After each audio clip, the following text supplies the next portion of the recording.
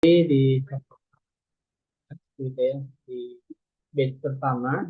Insya Allah kita jumpa kembali dengan Bu Miriam gitu ya. Ini adalah materi yang kelima begitu ya.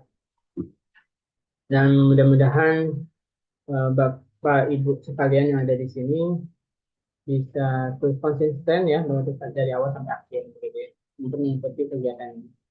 Nah, salawat serta salam tetap tercurahkan pada baginda Rasulullah Muhammad Sallallahu Alaihi Wasallam, pada keluarganya, para sahabatnya, para tabiin tadinya dan semua kepada kita semua pelakunya yang hingga kita.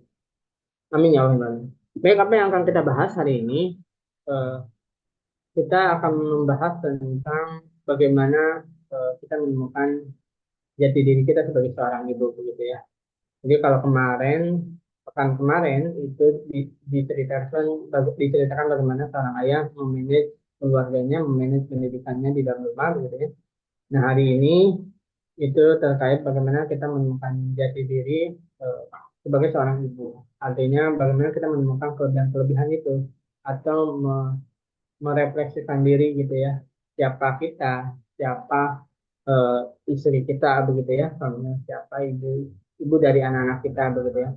Artinya menggali potensi itu sendiri. Gimana ya caranya menggali potensi diri kita sebagai seorang ibu. Kalau misalkan yang hadir adalah seorang suami, berarti bagaimana menggali potensi seorang istri supaya kalau misalkan memang potensinya tergali begitu ya, seorang ibu itu, maka dalam melakukan pendidikan kepada anaknya itu akan sangat berpengaruh gitu ya. Kalau memang kita lihat lagi di pekan yang lalu, di bulan yang kemarin bersama Bu Miriam itu menjelaskan tentang bagaimana jadi seorang ibu yang cerdas.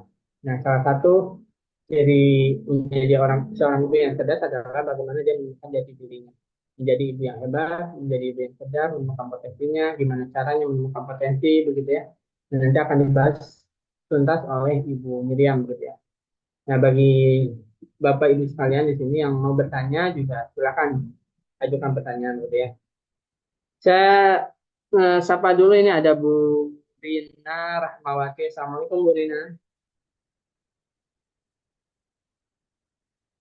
Nah, di sini juga sudah ada Bu Rina Rahmawati dan Bu Hanif begitu ya. Assalamualaikum Bu Hanif. Waalaikumsalam warahmatullahi wabarakatuh. Baik ya, saya juga menyapa terlebih dahulu Ibu kita, gitu ya, narasumber kita, Ibu Miriam Asigar Laki. Assalamualaikum Bu. Waalaikumsalam warahmatullah. Baik, selamat datang kembali Bu Miriam gitu ya. Beliau adalah seorang psikolog dan sekaligus pembina kami di Keluarga Cerdas. Insya Allah beliau akan menyampaikan materi yang luar biasa, yang powerful gitu ya kepada kita semua gitu ya. Nah, mungkin tidak panjang lebar begitu ya. Kita langsung saja begitu ya. Kita dengarkan langsung apa yang disampaikan oleh Ibu Miriam Ariadne Sigarlaki, MSc ya, Magister Psikologi dan sekarang sedang menempuh S3 doktoral di Unpad Bandung begitu ya. Amin. Ya. Ya, mangga Ibu silakan. Terima kasih Ayah Zaid. Terima kasih eh, Teh Husnul. Dan terima kasih kepada Ibu Rina dan Ibu Hanik yang sudah meluangkan waktunya ya di sore hari ini. Alhamdulillah Ibu-Ibu kita bisa berjumpa dan bisa bersilaturahmi ya walaupun di Zoom ini ya. Bu Rina, suaranya mana nih? Bu Hanik, suaranya mana? Teh Husno, suaranya mana? Halo Bu, Assalamualaikum. Waalaikumsalam warahmatullah. Wah ini padahal eh iya terima kasih Bu Rina. Oh Bu Hanik, apa kabar? Di mana Makassar atau di Surabaya ini? Eh, di Manado Ibu. Oh di Manado ya. Masya Allah. Manado baik-baik. Ya, Alhamdulillah Ibu. Alhamdulillah. Terima kasih loh Bu Hanik. Ini ya apa namanya sahabat keluarga cerdas setia. Nah, Ibu Rina, Masya Allah, Barakallah. Bu Rina, suaranya, suara emasnya coba Bu Rina. Ini sebenarnya nih saya seneng banget ya berada di sini di tengah ibu-ibu semua ya dengan kondisi sehat walafiat gitu ya dan oh hujan deras ya mohon maaf oh baik-baik ya di Cimahi ya hujan rintik-rintik tapi kayaknya mendung banget saya juga nggak tahu nih bakalan hujan deras atau enggak ya tapi mudah-mudahan hujan itu salah satu berkahnya dari Allah ya semoga kita dalam keadaan baik-baik semuanya ya. Oke, nah sebenarnya sih hari ini karena ini privilege banget nih ya, kita cuman bertiga atau berlima di Zoom ini. Tadinya ingin diskusi gitu ya. Nah, walaupun ada beberapa materi yang saya sampaikan, tapi sifatnya tuh ingin tanya jawab sebenarnya ya. Tapi ya kita coba saja. Mudah-mudahan materinya cukup menggugah dan nanti bisa ada insight ya atau barangkali dari Ibu Hanik dan Ibu Rina ini ada masukan gitu ya karena saya juga masih belajar ya di sini. Karena kalau ngomongin keluarga ya family anak pernikahan itu tuh ya selama kita masih hadir di tengah-tengah itu ya ini adalah saatnya belajar ya. Jadi tidak pernah berhenti belajar. Yang namanya rumah tangga juga kayaknya nggak berhenti belajar ya, terus belajar dan kita harus mengupgrade diri kita ya untuk keberlangsungan kehidupan kita ya pada umumnya dan pada khususnya di keluarga kita. Baik, Ibu-ibu, izin saya, ini suara saya terdengar dengan jelas ya? Jelas sih, Bu. Ya, slide materinya sudah terlihat. Sudah, Bu, aman. Aman, Alhamdulillah. Oke, baik sebentar. Sebentar, nih kayaknya saya harus buka ulang.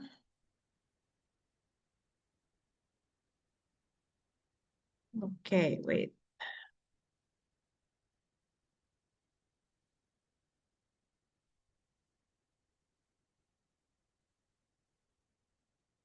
Hmm.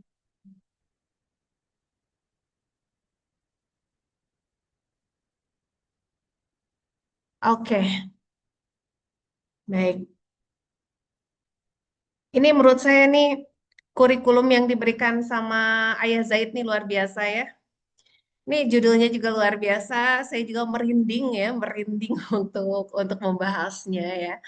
Eh, kita sama-sama belajar ya, Ibu Hanik dan Ibu Rina. Em, saya juga mohon bimbingannya. Ya, barangkali saya hanya memiliki ilmu ya, tapi bagaimana prakteknya saya juga masih belajar.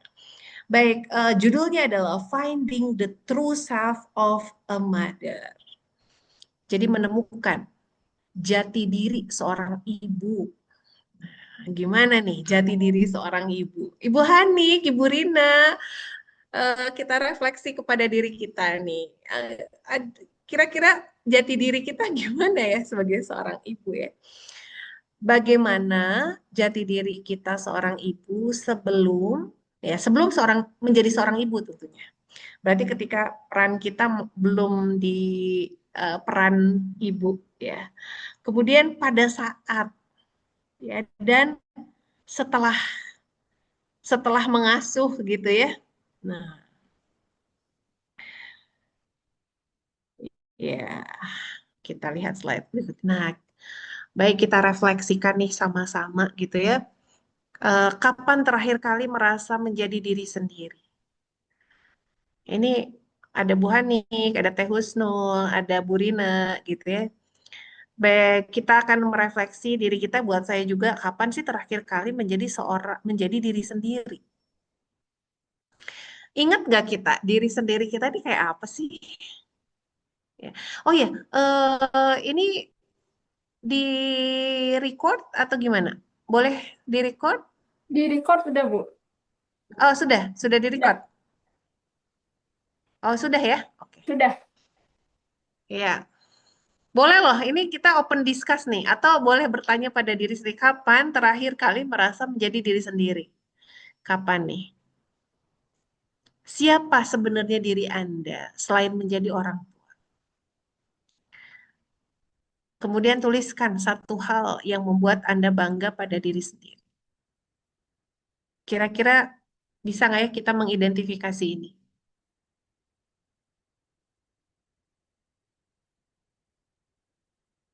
Nah, gimana nih? Boleh loh kasih tanggapan. Bu Hanik, mau kasih tanggapan verbal atau di kolom chat boleh? Bu Rina di kolom chat kalau silakan nih. Tiga hal ini, yuk kita diskusi aja. Nggak harus perfect, terus apa namanya? Jangan takut salah juga gitu ya. Kayak gitu. Ya, Ibu Miriam, Ya.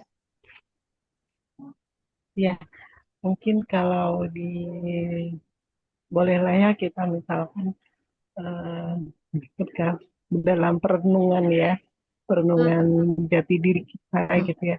Eh, saya menyadari kalau apa mungkin di kehidupan saya itu bisa dibilang kehidupannya untuk menemukan jati diri ini agak terlambat gitu Bu. Jadi Ya. apa namanya eh, bisa dibilang kita dulu dalam pengasuhan orang tua itu Mm-mm. mengikuti saja apa yang di di apa perintah orang tua gitu ya, perintah orang tua, Hmm. kemudian juga eh, karena kan kalau era dulu kan tidak ada media sosial, tidak ada Iya. media-media untuk me- meningkatkan kapasitas diri kita itu lebih cepat gitu ya. Jadi Mm-mm. terserang kalau saya pribadi itu mengakui kalau apa ketika sudah mempunyai anak, kemudian kalau misalkan keluarga-keluarga yang sekarang itu kan mungkin dari awal sudah punya misi, visi misi seperti itu ya Bu ya. Tapi terus terang kalau saya itu dulu belum Bu, belum punya Hmm. visi misi ini Ya. keluarga mau kemana dan itu proses pembelajaran itu seiring Iya. dengan kita setelah membangun keluarga. Bahkan boleh Hmm. dibilang ketika saya uh, menyekolahkan anak, kemudian di sekolah itu ada forum untuk orang tua, Hmm. parenting. Di situ mungkin Bu kita baru baru belajar, kemudian tapi belajar dalam artian di sini belum terlalu paham ya bagaimana sih eh, membersamai tumbuh kembang anak dari sejak dini kayak gitu itu semua kayak di kehidupan saya itu kayak terlambat gitu Bu. Jadi ketika apa namanya anak-anak harusnya sudah kita persiapkan untuk menemukan jati dirinya di usia yang sebelum dia dewasa mestinya ya, tapi ternyata kami belum bisa memberikan itu gitu Bu. Mungkin itu aja sih Bu. Oke, baik. Terima kasih, Bu Hanik ya. Sebenarnya mungkin sama ya. Punya pengalaman yang sama nih sebenarnya ya. Eh, Memang zaman kita dulu sama anak-anak sekarang tuh memang sangat berbeda ya, jauh berbeda gitu ya. Nah, tapi kembali lagi kita ke refleksi diri kita ya. Sebetulnya di dalam hidup ini, apalagi kita sedang menjalaninya, proses bertumbuh, proses proses hidup ya, yang dari A sampai Z itu kita akan lalui, itu sebetulnya ya walaupun dari segi waktu terlambat, ya, ya udah, artinya tidak ada kata terlambat. Ya, kita kita berpikir hanya oke, saat inilah kita baru mengetahui gitu ya.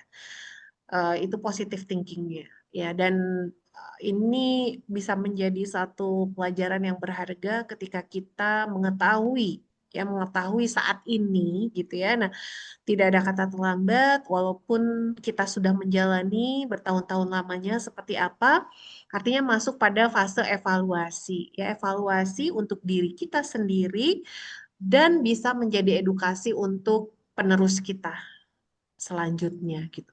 Nah, kalau kita kembali ke refleksi, refleksi kita kapan terakhir kali merasa jadi diri sendiri? Kapan ya? Karena gini, karena seringkali ya, seringkali ketika kita menjadi seorang ibu ya atau ayah, artinya kita memasuki peran baru, peran fungsi tugas ya, tugas baru. Dan identitas kita ini biasanya jadi melebur. Ya, yang tadinya waktu kita single nih, kita ngapain, kita jadi diri sendiri, senang, berbuat apa gitu ya. Walaupun memang kalau kalau kita lihat ya, ya umur-umur kita gitu ya, umur-umur generasi kita tuh ya artinya bisa saja sangat patuh kepada orang tuanya gitu ya, belum punya pemikiran yang eh, mandiri, sendiri gitu ya, pengennya apa gitu ya. Justru kita masih dalam lingkup pola asuh yang sangat kuat dengan orang tua kita gitu ya. Sehingga sehingga sebetulnya mungkin bukan berarti kita tidak punya identitas, tetap punya ya. Tapi pada saat eksplornya gitu, saat kita menggali semua potensi potensi kita, mungkin itu agak terbatas gitu ya, tidak seperti anak sekarang yang wah kayaknya keinginan tahunya besar, pengen mengeksplorasi sana sini dan lain-lain gitu. Nah, tapi kita kembali kalau pertanyaannya adalah kapan kita merasa diri sendiri. Nah, ini pertanyaan refleksi buat kita. Sebenarnya bukan berarti tidak boleh kita merenung kembali kapan menjadi diri sendiri ya.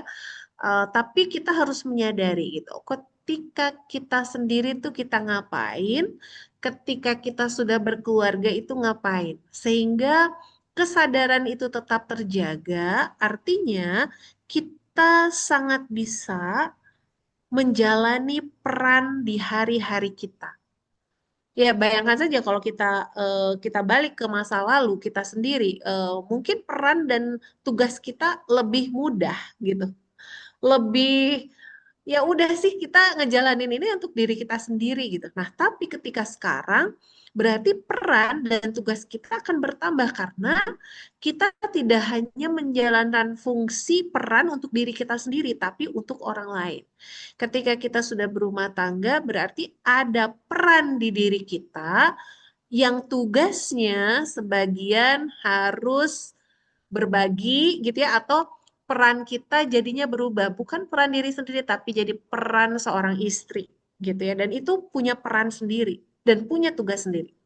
Kemudian ketika kita punya anak, nah itu juga berarti peran kita tidak hanya sebagai diri sendiri, tidak hanya sebagai seorang istri, dan akan bertambah menjadi seorang ibu. Kemudian ibu anak satu, kemudian punya anak lagi dua. Nah, itu juga peran sebagai ibu beranak satu beda. Kemudian ada peran lagi seorang ibu punya anak dua, tiga, empat. Nah, seperti itu. Nanti tambah lagi peran kita nih. Kita berperan sebagai nenek. Gitu ya. Nah itu, nah seringkali dengan adanya peran pengasuhan ya, tuntutan setiap hari, aktivitas kita lain-lain di luar kehidupan kita seperti bekerja, mendampingi, melayani, nah itu akan meleburkan identitas diri kita ya, sehingga sebetulnya kalau kita hayati kualitas diri kita sebenarnya semakin meningkat karena semakin banyak peran yang kita jalani, semakin banyak tugas perkembangan yang kita penuhi, maka kualitas hidup kita akan semakin baik, semakin tinggi gitu nilainya gitu ya. Ya karena ya kita sudah menjalani hidup, menjalani tantangan seumur hidup kita gitu ya, kemudian berbagai peran kita lakoni gitu ya. Nah, itu yang membuat satu nilai yang sangat tinggi di dalam hidup kita.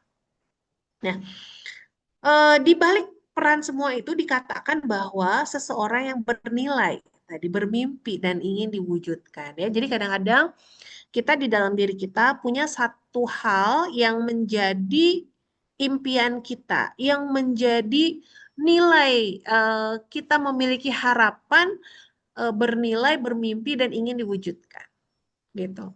Ya, kemudian siapa sebenarnya diri kita selain jadi orang tua? Ya, nah ini kembali pada kita menyadari peran kita siapa, sebagai apa, dan tugasnya apa, gitu. Sehingga nanti dari keseluruhan itu bisa nggak kita menuliskan apa yang kita membuat bangga diri kita sendiri. Ya, apakah saya bangga sih menjadi peran ibu karena saya apa gitu ya. Nah, ini boleh nih untuk refleksi sendiri ya, tidak usah dijawab sekarang. Oke. Nah, ternyata di ilmu psikologi ini nih ada yang namanya self discrepancy theory. Self discrepancy theory ini adalah satu teori yang menyatakan tentang harapan dan kenyataan, ya. Sebenarnya self discrepancy teori itu ya. Harapan dan kenyataan. Nah, kalau di sini bahasa kerennya nih self care, care self and true self, ya. Ya, menjadi ibu seringkali mengharuskan kita ya memberi terus menerus nih, memberi. Jadi kalau kita sebagai seorang ibu tuh kita punya satu nilai ya, punya satu hal yang ideal. Seorang ibu tuh ya harusnya memberikan waktunya, memberikan energi gitu ya, memberikan perhatian, nah gitu kan. Harusnya harusnya secara ideal itu gimana. Nah, tapi ketika kita balik lagi ke dalam diri kita, bagaimana terus self kita, kenyataannya gimana? Apakah kita bisa memberi terus-terusan waktu kita, energi kita, perhatian kita gitu ya? Nah, barulah konflik batin ini muncul ya. Apakah aku bisa seperti itu? Aku ingin jadi ibu terbaik loh, tapi bisa enggak ya? Aku juga ingin wujudkan impian aku, tapi bisa enggak? Gitu ya. Nah, self discrepancy teori ini menjelaskan perbedaan pada diri ideal ya, ya tadi yang harapannya gimana sama kenyataan diri sekarang itu gimana. Dan ketika ini terjadi terus-menerus, nah ini akan menimbulkan rasa bersalah, gagal, menimbulkan kecemasan, ya, gitu ya. Nah, tapi yang penting di sini adalah kita kita bisa menyadari diri kita seperti apa sekarang, maka lekas-lekaslah sadar, self awareness ya, kita ini kayak gimana sekarang gitu ya. Dan kita juga boleh punya harapan. Nah, tapi itu harus harus kita sadari dan semuanya itu realistis. Nah, kalimat validasi untuk ibu ya di sini yang penting adalah merawat diri itu bukan meninggalkan keluarga. Ya, jadi kalau kita care sama diri kita, boleh kayak ada me time, saya mau merawat diri dulu. Nah, itu tuh bukan meninggalkan keluarga. Boleh loh waktu kita itu nggak terus-menerus diberikan. Boleh kita punya waktu untuk diri kita sendiri. Itu sih artinya begitu. Merawat diri adalah cara kembali dengan cinta yang lebih penuh. Ya. Ketika diri kita selesai dengan urusan diri kita, ya insya Allah urusan untuk ketika kita menjadi peran lain akan lebih beres lagi gitu dibanding kita ada sesuatu hal yang belum beres dengan diri kita. Gimana kita akan memberikan satu hal tersebut kepada orang lain? Gitu ya. Nah, ini banyak kasus yang akhirnya dia tidak bisa menjalani hari-harinya, dia kurang mampu menjalankan bagaimana peran-perannya dia gitu ya. Karena apa? Karena ternyata dia juga belum selesai dengan dirinya ya. Kayak contohnya gini deh. Eh kayak kalau kalau orang tuh bilang misalnya, oh masa kecilnya kurang bahagia ya gitu, gitu ya. Nah, ketika itu tidak disadari, ya jadi ada hal-hal perilaku yang dia lakukan di masa yang bukan seusianya gitu. Ya, jadi kan seolah-olah tuh ini ya, seolah tuh ya ada satu hal yang belum belum pernah selesai gitu di masa lalunya, sehingga ketika ini muncul di masa sekarang atau masa yang akan datang, ini kadang-kadang akan menjadi satu permasalahan gitu. Oke, kemudian ada yang disebut dengan psychological needs of mothers ya. Jadi ada kebutuhan secara psikologis dari seorang ibu. Nah, termuat di teori self-determination ya, bahwa semua manusia termasuk ibu itu memiliki kebutuhan psikologis yang mendasar. Jika salah satu tidak terpenuhi gitu ya, nanti kebutuhan apa aja sih gitu ya, nanti di bawah itu sudah ada. Jika tidak terpenuhi, nah biasanya dia akan merasakan kelelahan, ya, frustrasi, bahkan emotional burnout. Apa itu frustrasi? Frustrasi itu kayak kita tuh ingin mengejar satu target tapi nggak lulus-lulus gitu, nggak nyampe-nyampe ke targetnya, sehingga kita merasa frustrasi, merasa tidak bisa mencapai apa yang kita inginkan gitu ya. Bahkan emotional burnout. Burnout itu ya udah apa namanya, kelelahan yang luar biasa gitu ya, sampai kita tidak produktif lagi ya, dikarenakan memang adanya kondisi emosional yang tidak stabil. Nah, ibu yang kebutuhan psikologisnya terpenuhi ya, biasanya dia akan lebih sabar, lebih sehat secara mental, lebih responsif pada anak gitu. Nah, sehingga dengan memenuhinya kebutuhan psikologis seorang ibu ini sangat bisa memberikan kenyamanan ya pada saat berinteraksi dengan keluarga, dengan anak ya, dan akan menciptakan satu situasi yang kondusif sehingga pola pengasuhan akan lebih efektif ya, jika ibu lebih sabar, jika ibu lebih sehat secara mental. Ya gimana? Gimana anak-anak kita ya menghadapi, mohon maaf, seorang ibu yang misalnya secara emosional atau secara mental tuh eh, ya sakit gitu ya, kurang sehat. Nah, ini kurang kurang stabil. Nah, ini kan gimana nanti anak-anaknya gitu ya. Ini sebenarnya refleksi untuk saya juga gitu ya. Nah, jadi lebih kepada nih, aku tuh baik-baik aja nggak ya? Aku tuh emosi aku sehat nggak ya? Gimana aku mengasuh orang yang sehat? Pengen mengharapkan anak-anak yang sehat, anak-anak yang emosionalnya baik, tapi seorang ibunya nggak baik-baik aja gitu.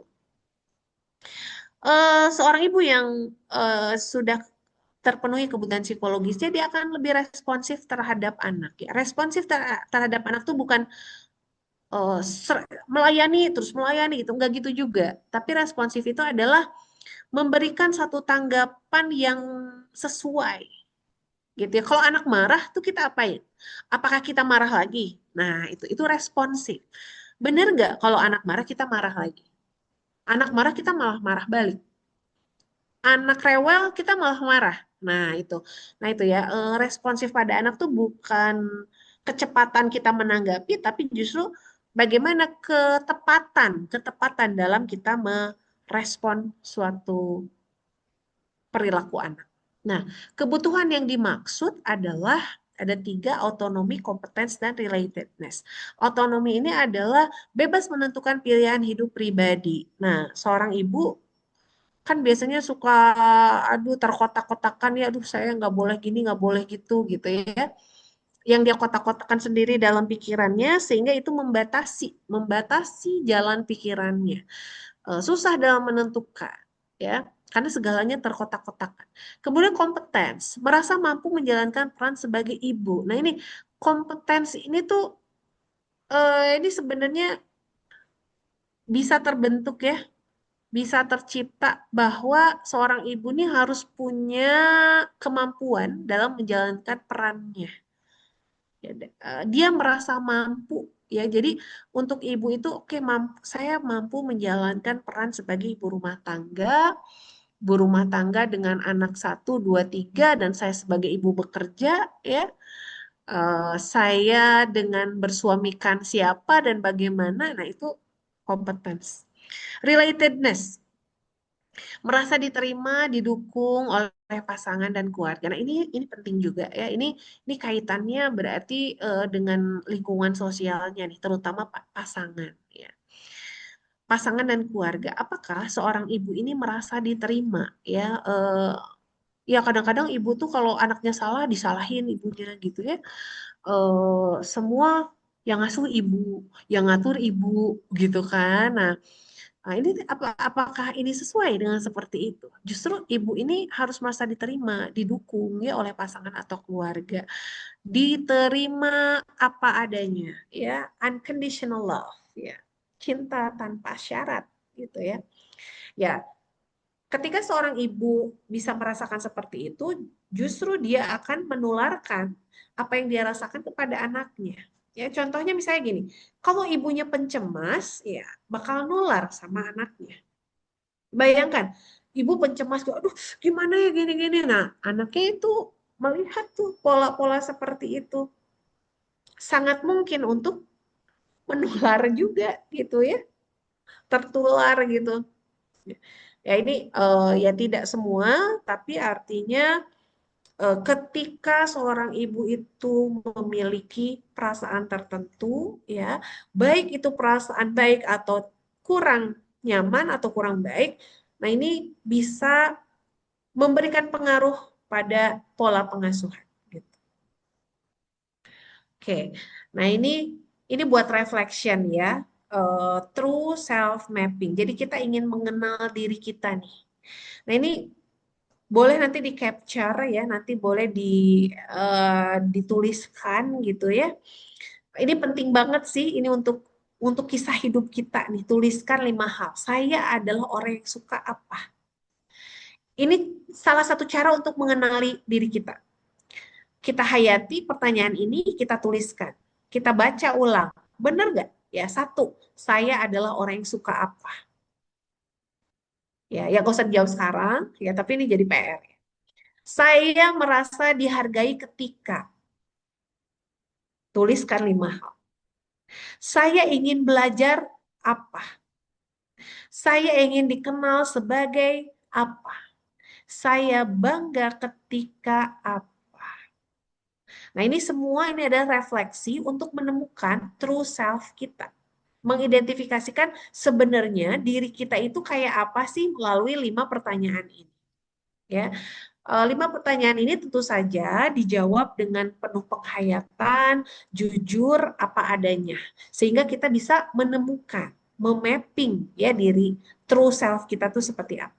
Oke, nah ini insight-nya adalah makin kita terhubung dengan diri kita, jadi makin kita tahu gitu ya, connected with ourselves ya, tahu oh ternyata gitu ya, ternyata saya tuh orangnya suka ini ya gitu. Anak kita akan lebih mengenal versi ibu yang utuh, bukan yang kosong.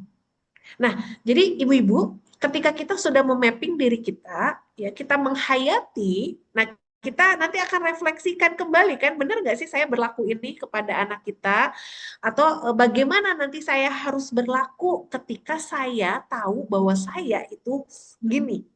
Nah, ketika kita sudah bisa memapping itu, maka lingkungan kita, terutama anak kita yang kita asuh, itu bisa mengenal versi ibunya yang utuh. Bukan yang kosong.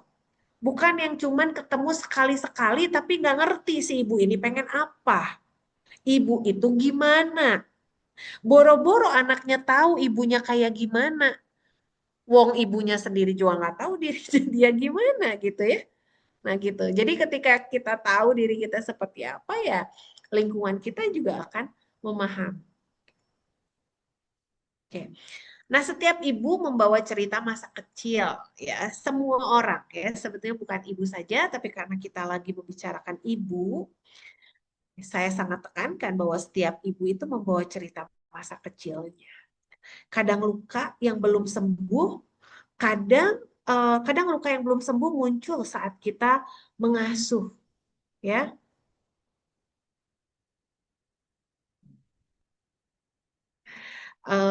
Luka misalnya kita belum selesai nih dengan masa lalu kita, kemudian ketika kita ketika kita em, ya berinteraksi gitu ya dengan keluarga kita, kita bisa mudah marah, takut salah, ingin selalu sempurna, sulit minta tolong, atau bahkan banyak yang lainnya dari versi diri kita seperti apa gitu. Nah, proses healingnya gimana nih? Nah, ini sebenarnya nih ya, kalau kita punya unfinished business nih sebutannya, sesuatu yang belum selesai di dalam diri kita terkait sama masa lalu, ini bisa apa saja munculnya. Ini 4 hal ini hanya contoh ya, mudah marah, takut salah, ingin selalu sempurna, sulit minta tolong. Ini adalah contoh-contoh di mana orang kalau masih belum selesai dengan dirinya di masa lalu. Gimana proses healingnya? Yang pertama, tentu saja sadari. Lebih bagus tadi yang 5 hal tadi ya, yang tadi saya sebutkan, coba deh refleksi diri dengan 5 pertanyaan ini. Nah, ini bisa lebih menyadari bagaimana peta hidup kita. Untuk apa? Untuk kita bisa proses healing dengan sadari emosi yang sering muncul. Di dalam kehidupan kita, emosi apa sih yang sering muncul? Misalnya apakah kita tiap hari sedih gitu? Atau tiap hari itu marah? Ya, emosi itu ada 6, basic emotion tuh 6. Sedih, marah, senang, ya, kemudian terkejut, jijik, satu lagi takut. Nah, itu emosi, ya. Kemudian lacak dari pengalaman siapa emosi itu berasal. Ya.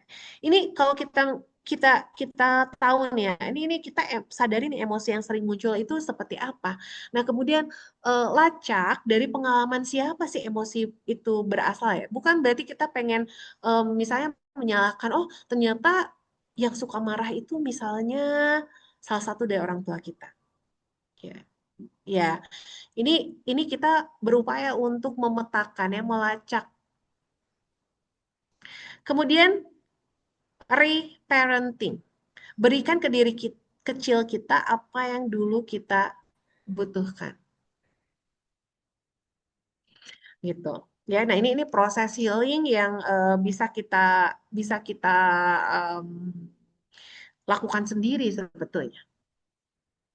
Oke.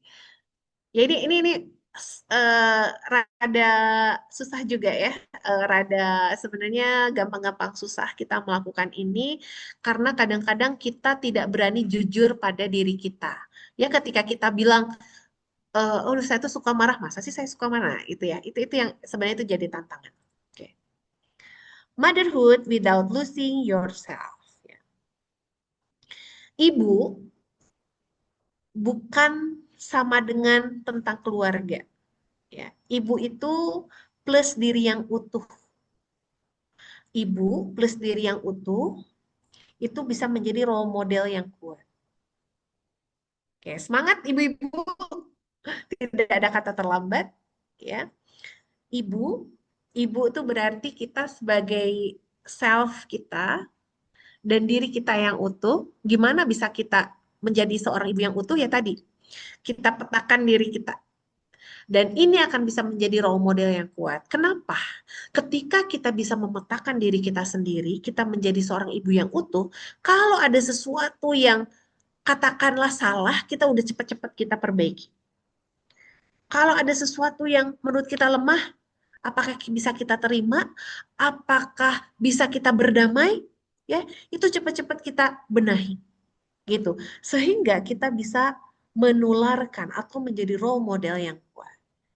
5 pilar menjaga identitas. Yang pertama adalah kita punya tujuan, purpose. Tahu alasan menjadi ibu. Passion, tetap menghidupkan apa yang disuka. Ya kita bukan berarti kita menghilangkan apa yang kita suka ya, tapi barangkali mungkin frekuensinya dikurangi atau ya kalau kita emang mau menghilangkan itu bersumber dari diri kita yang menyadari bahwa peta hidup kita nih udah berubah nih dan mau accept, mau accept itu apa ya? Menerima gitu ya. Kemudian partnership, berbagi beban mental load. Ketika di dalam satu rumah tangga ya, partnership ini sangat dibutuhkan ya. Beban mental load ini nggak bisa kita pikul sendiri. Ya namanya juga keluarga. Ya keluarga itu nggak satu orang, keluarga itu bareng-bareng ya. Nah, tapi bukan berarti udah deh saya kasih beban load ini kepada anak saya. Misalnya gitu, enggak gitu juga. Yang terutama adalah pada pasangan kita. Boundaries, batas sehat tanpa bersalah. Ya, jadi kita tetap harus punya batasan ya, batasan ini tuh sehat nih buat kita gitu ya. Misalnya gini, boleh nggak seorang ibu tuh pengen jalan-jalan healing? Ya boleh lah, itu batasan sehat. Ya tapi dilakukan tanpa bersalah, yaitu kembali lagi kita mapping gitu ya. Recharge, energi waktu untuk diri sendiri. Dan ini boleh banget kita punya energi waktu untuk diri sendiri. Jadi 5 pilar tadi, purpose, passion, partnership, boundaries, and recharge. Oke, true self plus motherhood. Anak belajar mencintai diri dengan cara melihat ibunya mencintai diri sendiri. Nah, loh, ya. How? Gimana nih? Ya, anak belajar mencintai diri dengan cara melihat ibunya mencintai dirinya sendiri. So, berarti kalau dibilang, aduh ibu itu segalanya, iya sih, bener. Gitu ya. Siapa yang paling dekat dengan anak? Ibu, karena anak itu berasal dari mana? Dari rahim ibu. Itu sekoneksi itu gitu ya. Sekuat itu. Ya, ibu percaya diri, maka anak akan merasa aman. Ibu punya mimpi, anak akan berani bermimpi. Ibu bahagia, keluarga ikut bahagia. Being a mother doesn't shrink you. It expands who you are. Ya, jadi ya untuk jadi seorang ibu tuh ya tidak akan membatasi kamu sebenarnya gitu, nggak akan membatasi kita. Itu justru akan mengeksplor, akan memperluas kita tahu siapa kita. Ya. Jadi ini simple ya ibu-ibu. Ibu percaya diri, anaknya akan merasa aman. Ibu punya mimpi, anaknya berani juga bermimpi. Ibunya bahagia, makanya keluarga ikut bahagia. Ya, jalani prosesnya. Oke. Nah, ini adalah journey of identity shift in motherhood ya. Jadi yang pertama, seorang ibu ini biasanya ada waktunya dia punya load yang banyak ya. Karena apa? Karena bisa saja dia ya apa namanya? Dulunya dia seperti apa gitu ya. Terus sekarang nyampur nih dia harus perannya banyak gitu ya. Selain dia bukan seorang anak lagi gitu ya. Seorang ibu ini kan seorang anak juga ya dari ibunya. Bukan dia seorang anak aja, tapi dia sudah berkeluarga berarti dia istri, punya peran sebagai istri. Kemudian dia punya anak satu, dua, tiga, berarti dia punya peran sebagai ibu dari anak satu, dua, tiga, gitu ya. Dan akhirnya dengan bercampurnya pola pengasuhan apa yang dia berikan kepada anak-anaknya, nah ini tuh akan kayak menghilangkan identitas si ibunya sendiri gitu loh. Jadi saya jadi nggak punya me time, saya nggak tahu diri saya lagi gimana.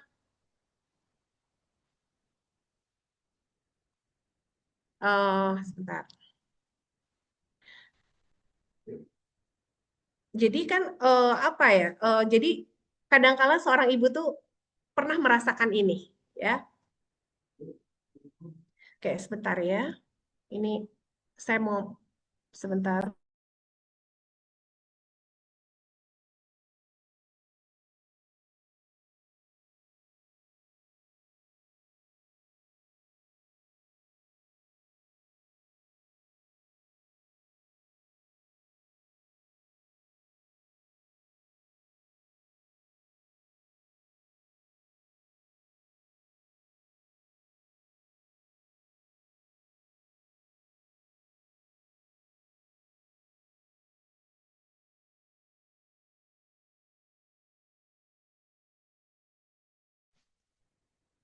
Itu berbicara. Apa sih kok jadi begini? Dengarkan dulu, Mas. Ah, Ya, gimana sih nggak? saya lanjutkan. Ya, saya lanjutkan ya. Eh, ya, jadi ini adalah journey of identity ya. Tadi yang saya sampaikan itu masih di the grief of lost identity. Jadi kadang-kadang seorang ibu ini punya kesedihan karena dia kehilangan identitasnya. Karena tadi perannya seperti itu.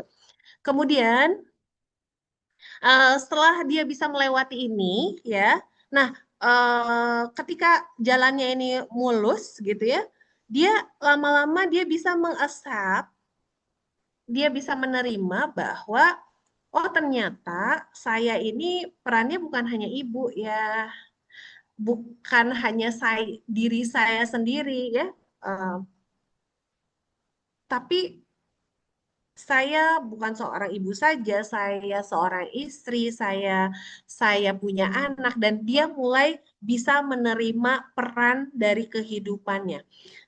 Bapak Ibu eh, pernah mendengar baby blues?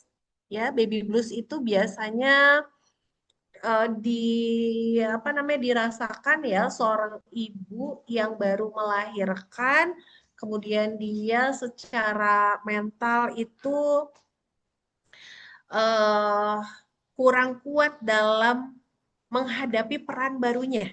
Nah, itu contoh tuh. Contoh ya. Nah, apa yang terjadi? Ya banyak. Ya, oke.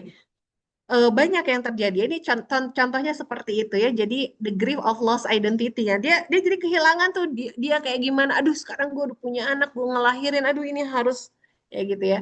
Nah, ya bahkan sebenarnya dia 9 bulan mengandung dia udah tahu dia akan punya anak ya. Tapi ketika ada sesuatu hal yang belum selesai dalam dirinya, nah ini fase krisis pada ibu-ibu hamil, ibu-ibu melahirkan tuh pas melahirkan anaknya dan dia terkena baby blues. Nah, kemudian kalau kita lanjutkan ke bagian ini, ketika dia bisa menerima ya peran-perannya dia seperti apa, nah biasanya nanti dia akan menemukan kebahagiaan ya. Dia juga ya udah terbiasa dengan adanya chaos ya, chaos itu ribut-ribut di dalam keluarga. Oke, aku jalani aja ya, cari-cari apa sama-sama solusinya kayak gitu ya. Dan eh, biasanya nanti akan terhubung dengan yang namanya values yang kita punya, kemudian jadi kekuatan kita ya dalam menghadapi kehidupan di dalam rumah tangga yang notabene kita akan punya peran dan punya tugas yang luar biasa ya. Nah, kemudian dia akan merasa terbebas ya, terbebas dari batasan-batasan yang dia buat sendiri tentang keyakinan-keyakinan, apalagi keyakinan-keyakinan yang tidak realistis gitu ya, yang tadi akhirnya apa yang diharapkan sama ideal self sama apa yang dihadapi sekarang itu berbeda. Nah, pada saat itu dia udah bisa oke, free, saya sudah bisa menerima, oke, kita solusikan saja bersama ya. Jangan ada hal-hal yang menghalangi keyakinan kita, keyakinan untuk meraih mimpi gitu ya, untuk bahagia. Nah ini pada akhirnya journey-nya akan ke situ ya. Ya, kalau misalnya gimana Bu? Kalau misalnya dia nggak bisa lepas nih dari journey yang pertamanya dia nih, the grief of lost identity ya, kesananya nggak akan seperti ini gitu ya. Ya, capaiannya akhirnya dia tidak akan dia bisa memiliki satu kebebasan kebahagiaan gitu.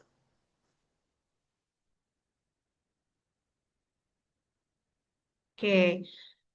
Ya, ibu-ibu, ini untuk insight kita semua ya. Menjadi ibu itu bukan akhir jati diri ya. Justru jati diri menemukan bentuk terindah melalui peran ibu. Jadi artinya em, tidak bukan satu hal yang jadi terbebani gitu ya dan bukan jadi akhir dari segalanya gitu justru kita menjadi seorang ibu ini justru kita harus menemukan bentuk terindahnya melalui peran seorang ibu ya dan kita akan bisa menjalani kehidupan kita dan akhirnya kita akan menuju journey kita yang kebebasan, kebahagiaan gitu ya dan terlepas dari batasan-batasan yang kita buat sendiri di dalam kepala kita. Ya. Itu saja mungkin dari saya. Mungkin saya akan open discuss dan saya mungkin akan kembalikan ke Teh Husnu atau ke Ayah Zaid. Silakan. Terima kasih. Assalamualaikum warahmatullahi wabarakatuh. Waalaikumsalam warahmatullahi wabarakatuh. Ya, alhamdulillah ya, sungguh luar biasa apa yang disampaikan oleh Bu Miriam begitu ya. Baik Bapak Ibu sekalian, mangga ada yang mau ditanyakan kepada Bu Miriam ya terkait jadi seorang ibu itu sungguh luar biasa di kata-kata terakhirnya sungguh luar biasa bahwa jadi ibu itu bukan jati diri yang terakhir gitu ya, tapi ini Ya, awal justru ya, awal menjadi bagaimana kita menjadi pribadi yang lebih baik, ya. menemukan potensi kita, lalu kita harus berproses gitu ya, menjadi seorang ibu yang terbaik untuk anak-anak kita gitu ya. Maka boleh di chat di kolom chat gitu ya kalau ada yang ditanyakan atau mau acungkan tangan, raise hand gitu ya, bertanya langsung kepada narasumber kita. Misalnya ada waktu 15 menit lagi sampai 17.30, Bu Hanik, maka ada yang mau ditanyakan atau dikonsultasikan, begitu ya. Bu Rina, Bu Prof, Dokter Usman, gitu ya. Jakbar LCMA, gitu ya. Ada profesor nih, asosiasi profesor nih. Bu Indah, mangga, Bu Indah, Bu Fatia, ada yang menanyakan? Ada yang menanyakan, silakan. Bu Dian, atau misalkan masih malu-malu, silakan disampaikan di kolom chat gitu ya. Kita masih ada waktu. Nah, ini dari Ibu Rina Rahmawati, bagaimana mempertahankan kesehatan mental gitu ya. Berarti konteksnya kalau ini tentang ibu, bagaimana mempertahankan kesehatan mental seorang ibu. Ya, kita tahu bahwa ibu itu dari bangun pagi sampai tidur lagi itu sibuk dengan urusannya gitu ya, dengan dirinya, dengan keluarganya, dengan anak-anak, dengan pasangan. Nah, itu tidak pernah berhenti. Nah, gimana supaya kita bisa menjaga kesehatan mental? Maka Bu Miriam, Oke, baik. Terima kasih. Dari Ibu siapa ini? Dari Ibu Bu Rina, Rina ya. Ibu Rina Rahmawati. Ya, bagaimana mempertahankan kesehatan mental ya. Oke, ya ini luar biasa sekali ya pertanyaannya. Sebenarnya gini, eh, kesehatan mental itu apa sih gitu ya? Kesehatan mental itu kalau kita lihat ini sangat penting gitu ya. eh Kesehatan mental bukan hanya bebas dari stres, ya bukan kita sebenarnya gini, Bapak Ibu, apakah kita hidup itu tidak akan stres? Pertanyaannya, stres nggak? Stres itu apa sih? Stres itu adalah satu hal yang situasi yang menekan kita. Ya, kalau kita punya masalah, bisa jadi situasinya akan menekan kita gitu ya. Nah, tapi bagaimana kita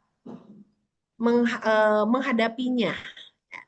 Jadi kalau kita bilang kesehatan mental itu ya bagaimana kondisi seorang dengan kondisi apapun dia bisa menghadapinya. Gitu ya, menghadapi tentu saja dengan satu coping atau cara penanggulangan yang adaptif, yang sesuai gitu ya. Nah, mampu berpikir jernih. Ya, ini upaya dari tadi coping yang adaptif tadi, yang tepat. Ya, ketika kita di situasi tertentu tuh kita bisa menghadapinya dan ya insya Allah tepat. Ya, dengan apa? Dengan mampu berpikir jernih, mampu mengelola emosi, regulasi emosi. Nah, kita harus bedakan kapan kita bisa berespon dengan baik, kapan kita bisa bereaksi dengan spontan. Nah, respon sama reaksi itu kalau kalau versi saya ya, respon itu akan lebih baik. Contohnya gini, saya ini lagi kesel banget gitu ya, lagi kesel banget sama orang gitu ya, terus tiba-tiba ada yang nge-WA saya. Nah, nge-WA tuh sebenarnya sih WA-nya biasa aja gitu, tapi karena saya lagi kesel, jadi saya nanggepin WA itu juga jadi kesel gitu. Ini gimana? Nah, kalau saya bereaksi, saya pasti marah sama orang yang WA saya itu. Spontan. Nah, tapi saya ini terjadi pada diri saya ya. Saya belajar gini. Oke, ini saya harus memvalidasi emosi saya itu. Saya lagi marah nih. Saya lagi kesel banget. Orang lain yang nge-WA saya jangan ikut-ikutan jadi kena marah saya kan gitu ya. Karena dia nggak berdosa. Nah, akhirnya saya regulasi ya sambil saya regulasi, saya bilang gini, oke, Bu, ntar ya saya jawabnya nanti gitu di dalam hati saya gitu ya. Jadi saya tidak balas WA tuh secara spontan. Karena saya lihat juga ya kebutuhan oh karena ini nggak urgent. Tapi kalau saya jawab sekarang tuh saya pengen marah gitu. Jadi jawabannya itu jadinya kesel gitu kan. Nah, akhirnya saya coba untuk oke, wait ya dalam diri saya afirmasi oke, tunggu sebentar, tunggu berapa menit lagi saya akan jawab gitu ya. Akhirnya handphone saya taruh gitu ya di apa di jauh-jauh di saya. Nah, akhirnya setelah beberapa lama saya balik lagi baca pesan itu, nah ternyata regulasi emosi saya jalan dan akhirnya saya nggak marah lagi dan saya berespon dengan baik untuk menjawab WA itu. Beda respon saya kalau pada saat saya terima pada waktu itu saya balas. Nah, itu tuh regulasi emosi. Berespon dengan baik, tidak bereaksi. Gitu ya. Ada anak ya, anak bikin kesal kita. Pada waktu itu bisa aja kita langsung marah. Tapi kita afirmasi kepada diri kita, wait, kamu lagi marah nih. Anak ngeselin. Itu sesuatu yang berbeda. Nah, ketika kita regulasi, oke nak, eh, kamu bisa sabar ya, tunggu Bunda, Bunda misalnya Bunda ganti baju dulu. Nah, padahal itu tuh lagi meregulasi. Bunda ke kamar mandi dulu gitu. Nah, itu akan berbeda nih responnya gitu responnya ketika kita spontan menghadapi anak yang menurut kita menjadi sumber kekesalan gitu ya sama kita mendelay atau tunggu dulu nih, kita regulasi dulu, baru kita respon dengan baik gitu ya. Nah itu mampu mengelola emosi, mampu menjalani hidup dengan makna, mampu menjaga hubungan yang sehat. Nah gitu ya.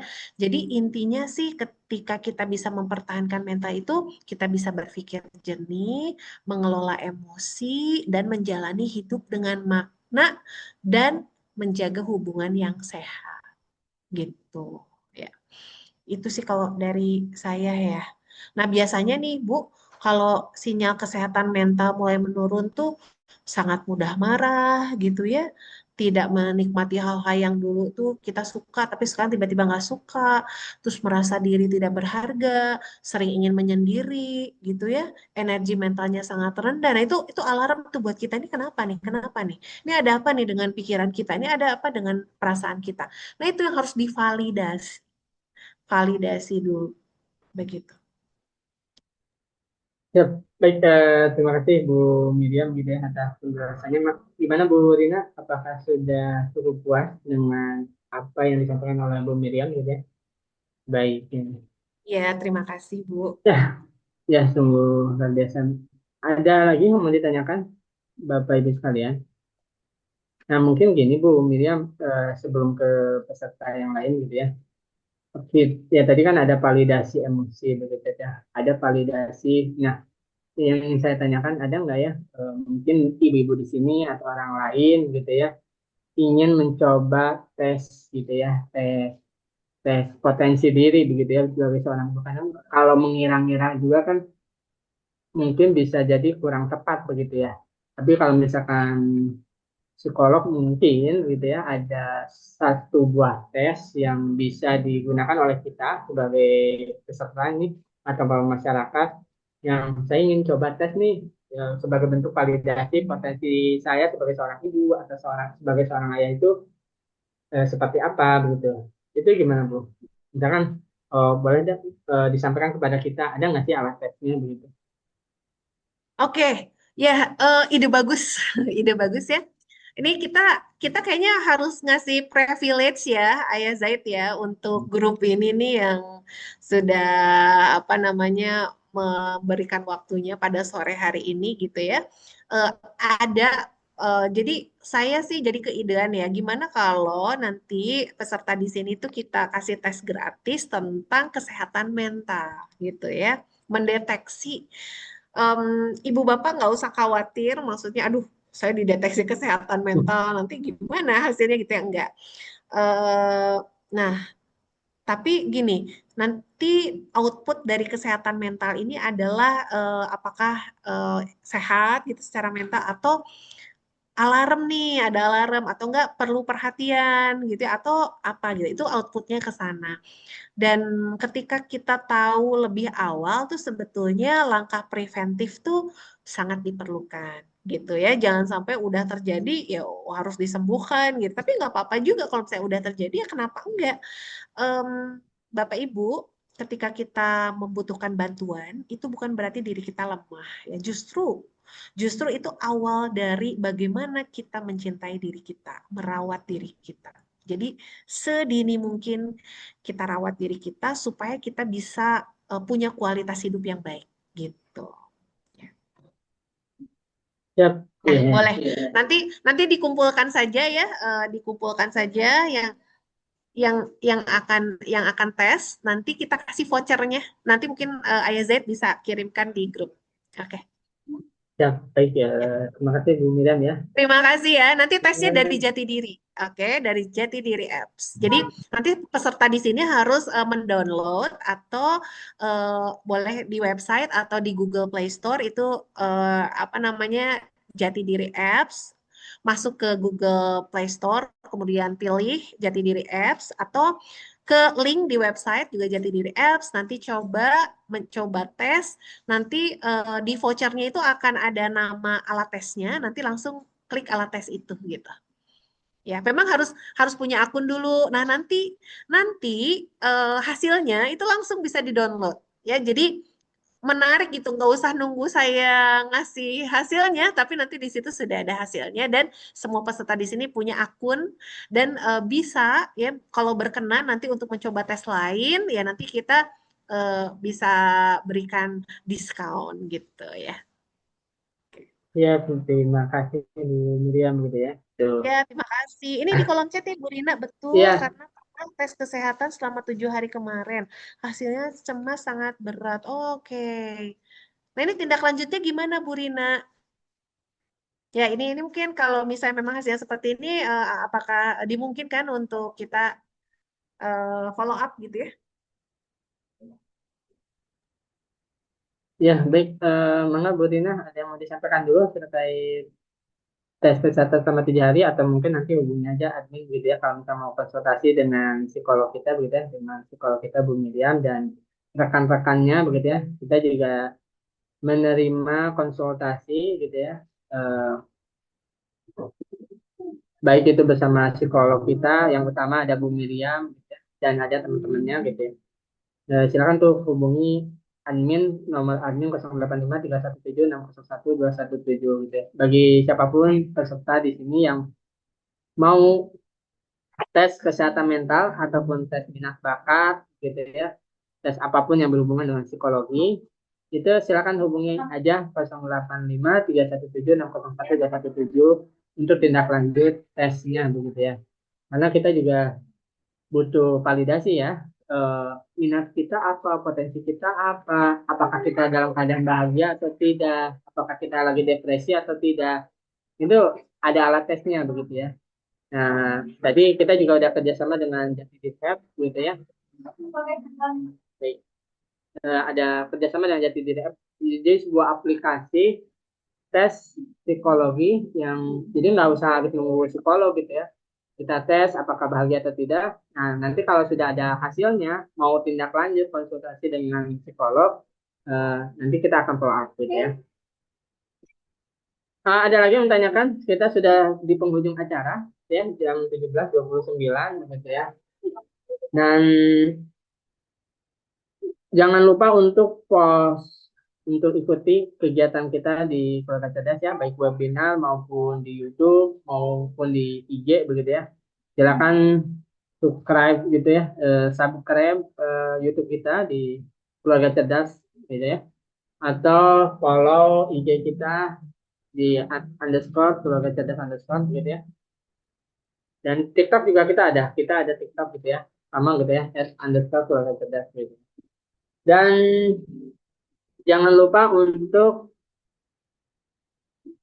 pantau ya grup kita. Kalau misalnya mau ada teman-teman yang lain mau masuk grup keluarga cerdas, silakan dihubungi aja adminnya supaya bisa masuk ke grup gitu ya.